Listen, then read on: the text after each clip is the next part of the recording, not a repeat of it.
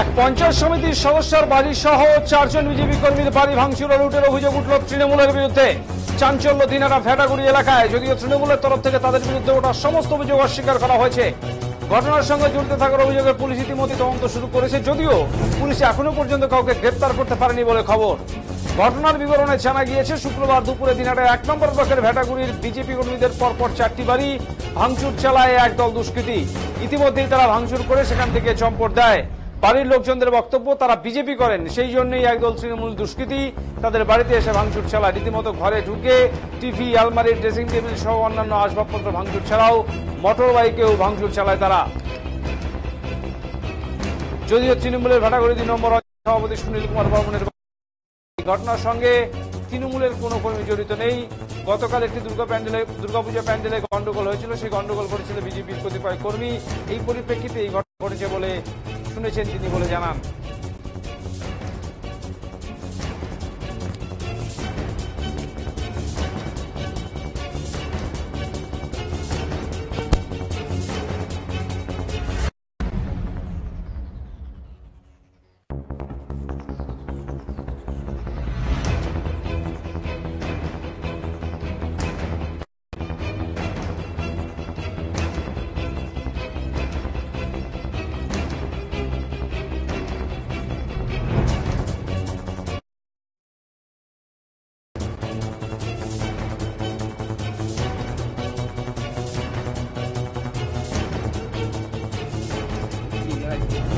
আর ওই দিকে ছিল, শুয়ে আছি, তারপরে টিভির মধ্যে লাঠি চার্জ করলো, লাঠি মারলো, তারপরে আমরা ঘর থেকে প্রতিজন লোক হবে এই জায়গায় ছিল।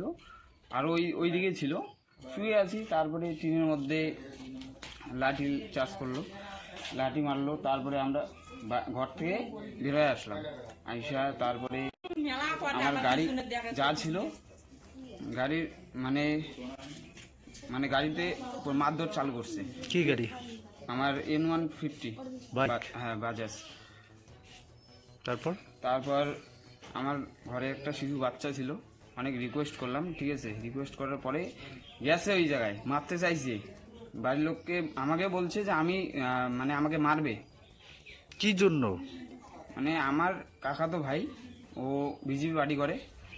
কালকে কি হয়েছে না হয়েছে আমরা তো অত শত জানি না, ওরাই বলছে এইখানে আইসা, তারপর চলে গেছে। এটাই আর কি। কাকাতো ভাইয়ের বাড়ি কোথায়? এক জায়গায় থাকি আমরা, ওরা এই রুমটার মধ্যে থাকে, ওরা কেউ বাড়িতে নাই, ও বাইরে থাকে। কি কি ভাঙচুর করলো? ভাঙচুর করছে শোকেস, টিভি, তারপরে বাইকটা, ফ্যান, এইটাই। যারা ভাঙচুর করলো তারা কোন দলের? তারা টিএমসি করে। আপনারা? আমরা করি না এখনো কিছু, আগে করতাম, এখন বন্ধ। আগে কোন দল করতেন? আগে টিএমসি করতাম। পরে কি আপনারা বিজেপি করে? না না, আমরা করি না, আমার কাকা তো ভাইটা করে। ও, সেই জন্যই আপনার বাড়ি ভাঙচুর। কি নাম আপনার? আমার নাম সাগর বর্মন। এই জায়গাটার নাম? বাইশগুলি, উত্তর বাইশগুলি। প্রতিজন লোক হবে এই জায়গায় ছিল। আর ওই দিকে ছিল, শুয়ে আছি, তারপরে টিভির মধ্যে লাঠি চার্জ করলো, লাঠি মারলো, তারপরে আমরা ঘর থেকে বের হয়ে আসলাম। আইসা তারপরে আমার গাড়ি যা ছিল, গাড়ির গাড়িতে মারধর চালু করছে। কি গাড়ি? আমার N150 বাইক, হ্যাঁ বাজাজ। তারপর আমার ঘরে একটা শিশু বাচ্চা ছিল। বলে ঘাস কাটতে এখন আসতেছি, সবাই বলতে করি তোর বাড়িতে বলে ভাঙাচুরি করলো। কেন আমার বাড়ি কেন ভাঙাচুরি করবে? আমি তো পৃথিবী করি না, তৃণমূলও করি না, কিন্তু কারোর সাথে কোনো ক্যাচাল ভেজাল করি না। আমি সিপিএম করি, আমার দোষ একটাই সিপিএম করার জন্য আজকে এই অবস্থা আমাদের। সিপিএম করলেই দোষ, সিপিএম করলেই দোষ। আপনার ছেলে বিজেপি করতো নাকি? আগে করতো, মেলাদিন আগে।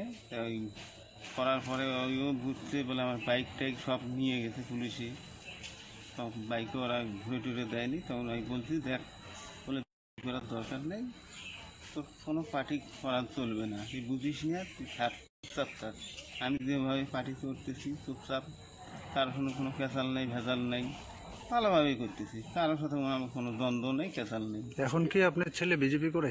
না, কোনো বিজেপি করে না। কারা ভাঙলো? হ্যাঁ, কারা ভাঙলো? কোন দলের? তৃণমূল দল।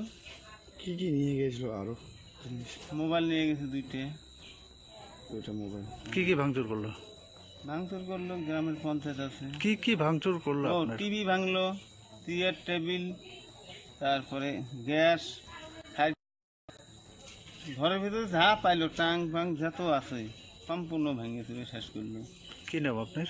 আমার নাম রঞ্জিত বর্মন, এই জায়গাটার নাম? বর্মন ইচ্ছেকি।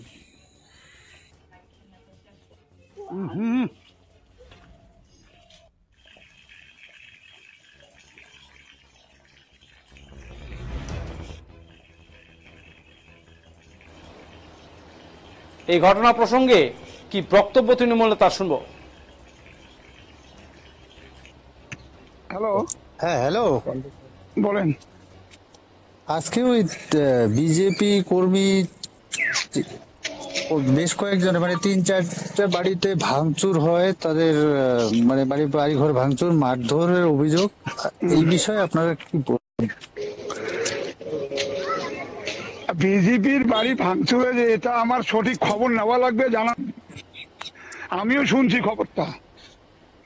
হ্যালো, ওদের অভিযোগ তৃণমূলের বিরুদ্ধে। ওরা গতকাল আমরা একটা পার্টি অফিসের সামনে দুর্গা পুজো করি।